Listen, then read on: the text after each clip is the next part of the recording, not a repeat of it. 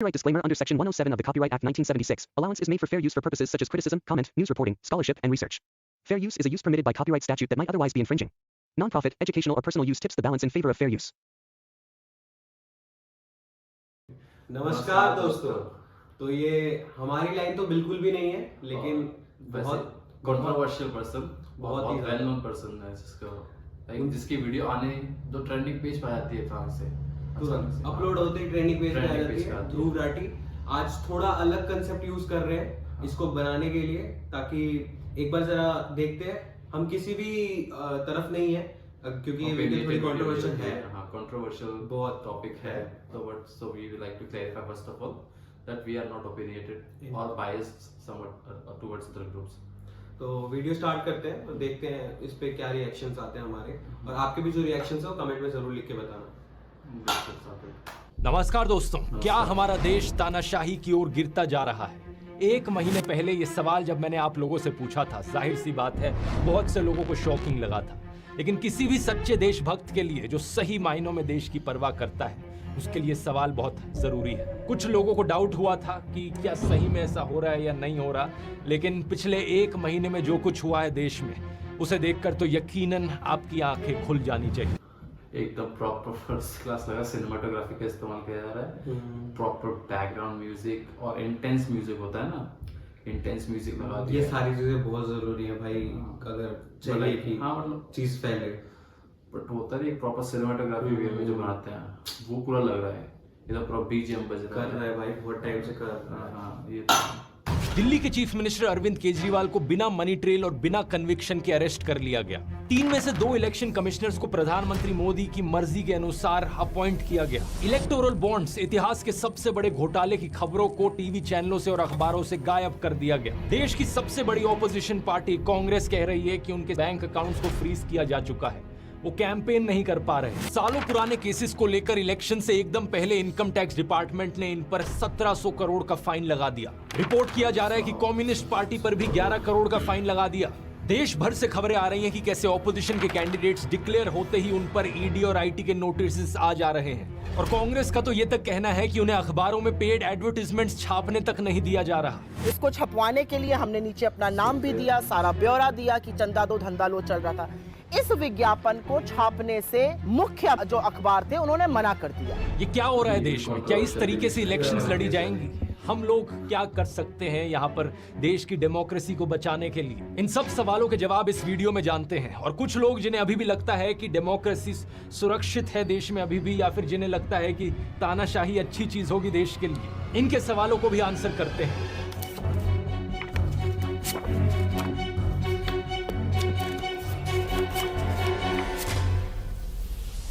हर video के लिए proper intro. शुरुआत करते हैं अरविंद केजरीवाल के अरेस्ट से। यह आजाद भारत के इतिहास में पहली बार है कि किसी सिटिंग चीफ मिनिस्टर को अरेस्ट किया गया हो, और वो भी तब जब कोर्ट में कोई गुनाह साबित तक नहीं हुआ। इससे पहले दिल्ली के एजुकेशन मिनिस्टर मनीष सिसोदिया को अरेस्ट किया था, दिल्ली के हेल्थ मिनिस्टर सत्येंद्र जैन को अरेस्ट किया था। आम आदमी ये बात है कि जब इनका जो केस है, अगर उनको प्रूव नहीं किया गया है तो उनको डायरेक्ट बेल तो मिल जानी चाहिए। बेल मिल जानी चाहिए। किस बेसिस पे रख रखा है? हाँ, वो क्लियर आउट यार, कुछ ना कुछ तो गेम चल रहा है बीजेपी का, है ना, क्योंकि इतने टाइम तक तो कोई भी जुडिशियल कोर्ट नहीं रख सकता है, नहीं रख सकता। और ऐसा जितना मुझे पता भी नहीं, ठीक है, बट कि बेल आउट मिल जाती है ना, जब तक आपके गलती प्रूव नहीं किया जाते तो आपका बेल मिलने का राइट होता ही होता है, वो आपका अपना सेट होता है।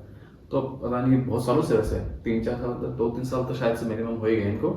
पार्टी के एमपी संजय सिंह को अरेस्ट किया था, और ये सब लोग आज भी जेल में बंद हैं। मनीष सिसोदिया को 1 साल से ऊपर होने को हो रहा है, और सत्येंद्र जैन को तो 2 साल होने को हो रहे हैं जेल में बंद रहे। सबसे हैरानी की बात यह है कि इनमें से किसी का भी गुनाह कोर्ट में साबित नहीं हुआ है। ईडी का आरोप है कि आम आदमी पार्टी के लीडर्स को 100 करोड़ रुपए की रिश्वत दी गई in exchange of undue benefits Delhi की एक्साइज पॉलिसी के तहत। लेकिन पार्टी की पॉलिटिशियन आतिशी कहती है कि 2 साल से ईडी और सीबीआई इस केस को इन्वेस्टिगेट किए जा रहे हैं, 500 से ज्यादा रेड कर चुके हैं, 1000 से ज्यादा विटनेसेस ला चुके हैं, लेकिन अभी तक एक भी सबूत इन्हें नहीं मिला इस चीज का जो साबित कर पाए कि आम आदमी पार्टी या इनके मिनिस्टर्स ने कुछ गलत किया हो। मनीष सिसोदिया के लॉयर ने यही चीज बताने की कोशिश करी थी दिल्ली हाई कोर्ट को कि यहाँ पर कोई मनी ट्रेल नहीं है। इनफैक्ट इस पॉलिसी से देश की जनता को फायदा हुआ क्योंकि सरकार का रेवेन्यू बढ़ गया था इस पॉलिसी की वजह से, जिसको बाद में इस्तेमाल किया जा सकता स्कूल और अस्पताल बनाने के लिए। तो सवाल ये उठता है कि अगर कोई सबूत ही नहीं है तो कोर्ट इन्हें बेल क्यों नहीं दे रहा? इसके पीछे कारण है PMLA, prevention of money laundering act का कानून। स्पेसिफिकली कहा जाए तो 2018 में जो इस कानून में अमेंडमेंट करी गई थी मोदी सरकार के द्वारा। इस अमेंडमेंट में सरकार ने बेल की कंडीशंस बदल दी,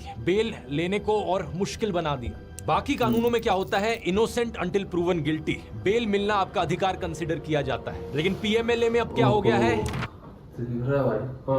बिल्कुल भाई अपोजिट है।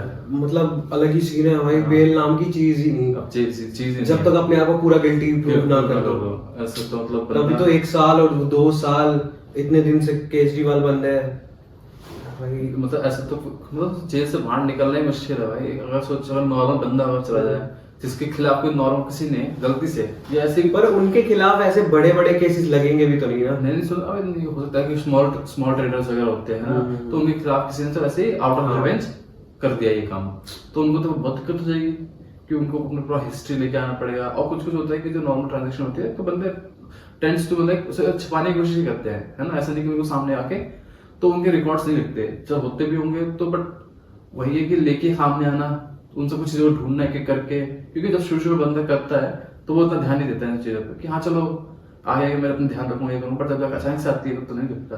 अब ऐसे कहाँ से लेके आएगा बंदा ये चीज, है ना, तो सामने आगे अचानक से आती है। गिल्टी अंटिल प्रूवन इनोसेंट, आपको तब तक बेल नहीं मिलेगी जब तक आप अपने आप को इनोसेंट ना साबित करो। इसी 2018 की अमेंडमेंट में ईडी को और ताकत भी दे दी गई थी। इन चीजों को अरविंद केजरीवाल ने खुद भी एक्सप्लेन किया था अपनी अरेस्ट से पहले। ईडी के केसेस में जमानत क्यों नहीं मिल रही लोगों को? अब ये पूरा कानून इन्होंने ईडी में पलट दिया। अब इसमें हो गया you are guilty till proved innocent. इस कानून में इन्होंने ये लिखा है कि आपके ऊपर आरोप लगेगा। आप इंडिया अलायंस में है ना ये, तो पता है इंडिया अलायंस क्या है ना, कि वो सारी जो पार्टीज हैं उन्होंने अपने आप को एक मतलब अलायंस जोड़ दिया टू ऑपोजिशन फॉर बीजेपी, तो उसी में तो शायद से उन्होंने वर्कआउट कर दिया था कैसे टीवी चैनल्स वगैरह। तो इन सब चीजों के लिए तो अलाउड ही है, कौन सी बड़ी बात है। तो जो एक्ट है जो निकला है पहले ही अखबारों में आ चुका है, बस ये एक टीवी नहीं वो उन्होंने इंटरव्यू देने से मना कर दिया था कि वो किसी भी जो ऐसे एंकरिंग वगैरह होते हैं ना उनको वही नहीं करेंगे, मतलब उनको पेस ही नहीं देंगे, एंटरटेन नहीं करेंगे। तो शायद से ये वैसा वाला चैनल है कि नहीं पता नहीं। के ऊपर FIR होगी, झूठा सच्चा जो मर्जी आरोप लगा दें, आपको गिरफ्तार कर लिया जाएगा और आपको बेल तब तक नहीं मिलेगी जब तक आपका मुकदमा पूरा नहीं हो जाता और आप इनोसेंट प्रूव नहीं हो जाते। लेकिन बात सिर्फ इतनी सिंपल नहीं है दोस्तों। अरविंद केजरीवाल के इस अरेस्ट के पीछे एक इलेक्टोरल बॉन्ड घोटाले का, तो ये वाला पता है तेरे को कि इलेक्टोरल बॉन्ड्स वगैरह का सिस्टम था, हाँ। तो इन्होंने मतलब एक उनके जो फाइनेंस मिनिस्टर थे बीजेपी के, तो उन्होंने एक ऐसा अमेंडमेंट करा था कॉन्स्टिट्यूशन में जिसके वजह से कि जो बिग कॉर्पोरेट्स होते हैं ना, तो वो डायरेक्टली जो पॉलिटिकल पार्टीज होती है उनको डोनेशन दे सकती है। तो उस पे उनको ऐसे गारंटी दिया जाता है कि तुम्हारा जो भी करोगे डोनेशंस तो उसका कोई ट्रेक नहीं रखा जाएगा, कि जो तुमने पेमेंट कर दी तो मतलब एनोनिमस बन गई, ठीक है। अब ऐसे तो सोच अगर कोई हर चीज एनोनिमस होगी तो कोई बंदा कितने पैसे दे देगा और कोई जानकारी नहीं होगी कहाँ से पैसा लाया, तुम कहाँ से दे देगा, कितना ब्लैक में मनी होता है। तो उसका बंदा बॉन्ड जो होता है इलेक्ट्रोल बॉन्ड से पेपर टाइप में होता है, तो उसका इसमें आगे बताएगा नहीं, वो की अलग चीज है, वो वैसे ही है। और उसमें भी उन्होंने बहुत बड़ा 16,000 करोड़ के करीब का शायद से वो हुआ स्कैम हुआ है। स्कैम बोलेंगे क्योंकि पता ही नहीं क्या हुआ, पैसे कहाँ से आ रहे कहाँ गए हैं। और एक पॉलिटिकल पार्टी जो बीजेपी को सिर्फ 6,000 करोड़ अकेले की, है ना, इस तरह से है। और यही बड़ा स्कैम कनेक्शन। कोर्ट में जो हियरिंग हुई उसके अनुसार अरविंद केजरीवाल को 4 लोगों की स्टेटमेंट्स के बल पर अरेस्ट किया ईडी ने। उनमें से एक इंसान है शरद चंद्र रेड्डी, जो कि ऑरबिंदो फार्मा कंपनी के हेड हैं। 9 नवंबर 2022 की बात है कि ईडी ने रेड्डी को बुलाया था पूछताछ के लिए इस एलिजिड लिकर स्कैम के केस में। उन्होंने जो स्टेटमेंट दी उस दिन वो केजरीवाल के फेवर में थी, लेकिन अगले ही दिन 10 नवंबर 2022 को ईडी इन्हें अरेस्ट कर लेती है। इनके अरेस्ट होने के सिर्फ 5 दिन बाद इनकी कंपनी ऑरबिंदो फार्मा ने 5 करोड़ रुपए का चंदा डोनेट किया बीजेपी को इलेक्टोरल बॉन्ड्स के जरिए। ये चीज हम जानते हैं इलेक्टोरल बॉन्ड डेटा को देखकर। आप क्रोनोलॉजी समझ लीजिए। ये करीब 6 महीने तक जेल में रहते हैं। अरविंद केजरीवाल ने कोर्ट में कहा कि इन्होंने 9 अलग अलग स्टेटमेंट्स दी इस 6 महीने के पीरियड में, जो कि सारी स्टेटमेंट्स केजरीवाल के फेवर में थी। उसकी अरेस्ट हुई, उसके बाद उसके 9 स्टेटमेंट्स होते हैं, 9 स्टेटमेंट्स वो मेरे खिलाफ नहीं होता। उसके बाद 6 महीने उसको अरेस्ट करने के बाद 25 अप्रैल को टूट जाता है। लेकिन 25 अप्रैल 2023 को 6 महीने जेल में रहने के बाद अगली स्टेटमेंट जो देते हैं वो केजरीवाल के खिलाफ होती है। अगले ही महीने मई 2023 को ईडी इन्हें बेल दे देती है और जून 2023 में ये ईडी के अप्रूवर बन जाते हैं। अगर बट इस तरह से देखा जाए तो जो अमेंडमेंट करी गई थी बिल लॉ में, है ना, तो उसके हिसाब से तो ये गिल्टी तो मतलब इनोसेंट तो प्रूवन हुआ ही नहीं है, तो इसने फेवर में दे दिया है बात। तो मतलब अरे वो बोलते हैं ना कि मैं तुम्हारा साथ दे दूंगा, तो बेल हो गई और सजा कम हो सकती है। प्रूवन मतलब 100% नहीं होता, बेल मिल जानी है और बेल ही मिली है, कौन सी खत्म तो करना आगे कुछ नहीं हुआ उसका, आगे कोई इन्फॉर्मेशन आई नहीं कि क्या हुआ इस केस के बारे में। प्रॉपर क्लोज ही मार दिया, एक्स मार तो प्रॉपर क्लोज कर दिया केस को, समझ रहे हैं। और पर जो अगर नेचुरल लॉ के हिसाब से देखा जाए, जो उन्होंने अमेंडमेंट करी है, तो इस तरह से तो वो प्रूव नहीं हुआ कि वो इनोसेंट है ना, तो उसको ऐसा डायरेक्टली मिलनी नहीं चाहिए। वैसे भी पहले प्रूव करे, उसने तो सिर्फ गवाही दी उसके खिलाफ, है ना, उसने ये नहीं अपने आप को प्रूव नहीं कर दिया कि हाँ मैं ठीक हूँ, उसने दूसरे के खिलाफ गवाही दे दी है। तो ये तो कई बात लॉजिक तो बना नहीं इस बात का, और तो बिल कैसे मिल सकती है फिर? इसी वजह से तो केजरीवाल किसी का नाम उठा के दे देगा, है ना, कहीं से भी नाम देगा तो उसको पकड़ लेगा, इसको छोड़ देंगे इस केस में। और बेल मिलने के करीब 6 महीने बाद इनकी कंपनी 25 करोड़ रुपए की और डोनेशन करती है बीजेपी को। अब देख रहे हो दोस्तों किस लेवल का खेल खेला जा रहा है। इलेक्टोरल बॉन्ड्स का डेटा हमें बताता है कि टोटल में इनकी कंपनी ने 52 करोड़ रुपीस की बॉन्ड्स खरीदी थी, जिनमें से 2/3 करीब 34 करोड़ रुपीस बीजेपी के पास गई, 15 करोड़ बीआरएस के पास और 2.5 करोड़ टीडीपी के पास। यही कारण कि आतिशी ने कहा कि इस एलिजिड लिकर स्कैम का जो मनी ट्रेल है वो आम आदमी पार्टी के पास नहीं बल्कि बीजेपी के पास जाता है। ये है मनी ट्रेल, शरद चंद्र रेड्डी की कंपनियों द्वारा दिया गया भारतीय जनता पार्टी के बैंक अकाउंट में पैसा। जो बाकी 3 लोग हैं जिनकी स्टेटमेंट्स की वजह से अरविंद केजरीवाल को अरेस्ट किया गया, उनकी कहानियों में भी ऐसी ही क्रोनोलॉजीज आपको देखने को मिलेंगी। शायद यही कारण कि अरविंद केजरीवाल एक के बाद एक समन्स मिस किए जा रहे थे ईडी के, और उन्होंने ईडी के इन सारे समन्स को इलीगल ठहराया। उनके अनुसार ईडी का मकसद सिर्फ और सिर्फ इन्हें किसी भी बहाने से अरेस्ट करना था, जिससे कि पार्टी को खत्म किया जा सके और दिल्ली और पंजाब की सरकारों को गिराया जा सके। एक 8 मिनट की ऑडियो रिकॉर्डिंग है इस केस की, जब अरविंद केजरीवाल खुद को कोर्ट में डिफेंड कर रहे थे। अगर आप वो सुनना चाहें तो उसका लिंक डिस्क्रिप्शन में है। अरविंद केजरीवाल के अरेस्ट पर रिएक्ट करते हुए कांग्रेस पॉलिटिशियन राहुल गांधी ने कहा, डरा हुआ तानाशाह एक मरा हुआ लोकतंत्र बनाना चाहता है। नेताओं को धमकाया जाता है, पैसे देकर सरकारों को गिराया जाता है, नेताओं को जेल में डाला जाता है। ये पूरी की पूरी मैच फिक्सिंग करने की कोशिश की जा रही है। मीडिया समेत सभी संस्थाओं पर कब्जा, पार्टियों को तोड़ना, कंपनियों से हफ्ता वसूली, मुख्य विपक्षी दल का अकाउंट फ्रीज करना और अब तो चुने हुए मुख्यमंत्रियों की गिरफ्तारी भी आम बात हो गई है। कांग्रेस पार्टी को यहां अलग तरीकों से खत्म करने की कोशिश करी जा रही है और ये कोशिश भी कई महीनों से जारी है।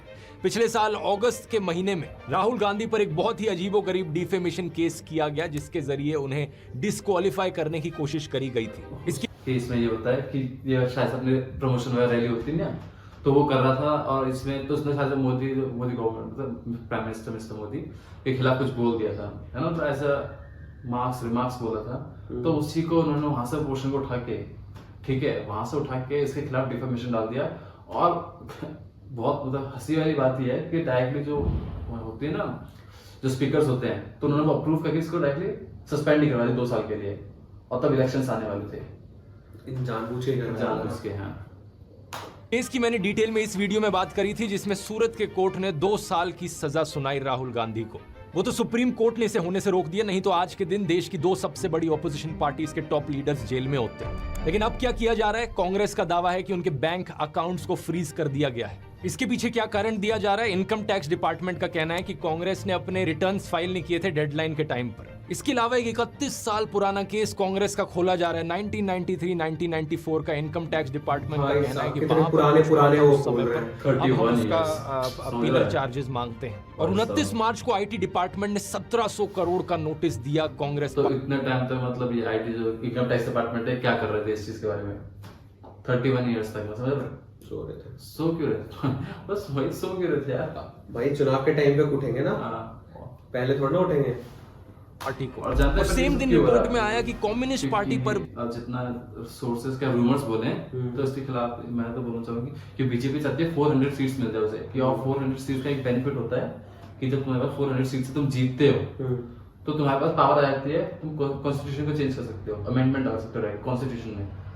पहले तो तुम बिल्स या लॉज में चेंज कर सकते हो ना, अभी जो करते हैं जितनी वो होती है हेयरिंग्स होती है पार्लियामेंट्स वगैरह में, तो इससे बिल्स वगैरह होते हैं उसको पास आउट करते हैं, लॉज जो होते हैं उनमें अमेंडमेंट मतलब चेंजेस कर सकते हैं। बट अब डायरेक्टली कॉन्स्टिट्यूशन में अमेंडमेंट करने के लिए 400 सीट चाहिए जो भी 11 करोड़ रुपए की पेनल्टी तो लगा दी तभी आईटी सब चल डिपार्टमेंट जाएगा। ने। किस कारण से? क्योंकि उन्होंने पुराना पैन कार्ड यूज किया था। हर एक ऑपोजिशन पार्टी को इसी तरीके से टारगेट किया जा रहा है। इस ट्वीट को देखिए। टीएमसी पार्टी के कैंडिडेट साकेत गोखले ने लिखा कि पिछले 72 घंटे में इन्हें 11 अलग अलग इनकम टैक्स के नोटिस आ गए। कुछ तो 7-7 साल पहले के नोटिस हैं। क्या ऐसे होंगी देश में फ्री और फेयर इलेक्शंस? हालातों को देखकर इस फिल्म की याद आती है। भाई ये तूने मेरे को बोला था देखने के लिए ना, भाई मूवी का सीन है ना ये। देखिए मतलब देखी नहीं होगी अभी नहीं देखी बस भाई, one of the best movies लगती है भाई। नेटफ्लिक्स पे है डिक्टेटर, एक बार देखना। हाँ मैं भी वीडियो खत्म होने के बाद लगाने वाला हूँ एडिटिंग मार के।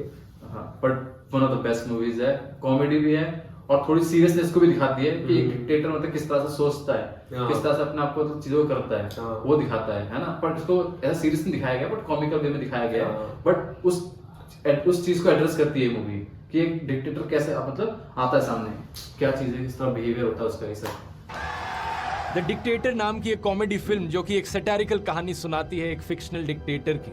रेस जीतने के लिए डिक्टेटर किसी भी हद तक जाने को तैयार है। आज जो भी ये सब हो रहा है देश में, इसकी खबर दुनिया भर में पहुंच रही है दोस्तों। पहले जर्मनी की तरफ से स्टेटमेंट आई, फिर अमेरिका ने स्टेटमेंट, इतना सारा कंटेंट जब देख लेते तो बहुत चीजें बोलने, तो इसी बात पे जब ये हुआ था ना, तो यूएन जब यूरोप ने जब ये बोला गया था कि इंडिया के रिमार्क्स में जर्मनी ने बोला था, तो उस समय होम मिनिस्ट्री ने रिमार्क करा था ये इंडिया का पर्सनल मैटर है, बाहरी लोग मतलब इसमें दखल ना दे। तो बट ये बड़ी कैसी कहानी होती, क्या बोले कि फिर बाद में हम उसके खिलाफ कमेंट करते हैं कभी कभार कि यूएसए में ऐसा होता है, यूएसए में वैसा नहीं होता है ना, जर्मनी में सबका एग्जाम्पल देते हैं। तो उस समय आप क्यों कमेंट करते हैं इस चीज के बारे में? और ये बात होम मिनिस्ट्री ने कही थी कि इंडिया का पर्सनल मैटर है, समझ रहे हो? तो मतलब ऐसा ये बन चुका है कि ऐसे कूल रिमार्क दे तो एकदम लोग तो चौकन्ना हो जाए, भाई क्या कूल रिमार्क दिया लोगों ने, इसने भाई क्या खतरनाक बात कह दी है, इंडिया का पर्सनल मैटर है, एटीट्यूड वाली बात कर दी है, और इसे मीम बन जाते हैं। समझ, तुम सोच के देखो भाई, भारी कंट्री है, सब तुम्हें डिफेमेशन करने की कोशिश कर रही है, बट कुछ तो एड्रेस कर रही है ना इंडिया का पर्सनल मैटर। तो तुम पर्सनल मैटर पर क्यों नहीं बोलते फिर कि इंडिया में सच में ऐसा क्यों नहीं हुआ है, तो क्यों हुआ है, उसको फिर डिफेंड करो एकदम कि बताओ कि हाँ क्यों हुआ है। तुम उस पर बोलते नहीं हो, जब कोई बाहर से बोल देता है फिर तुम उसको डिफेंड करने की कोशिश करते हो और ऐसे कूल एटीट्यूड रिमार्क्स देके, समझ रहे हो? तो ये तो ढंग की चीज नहीं है।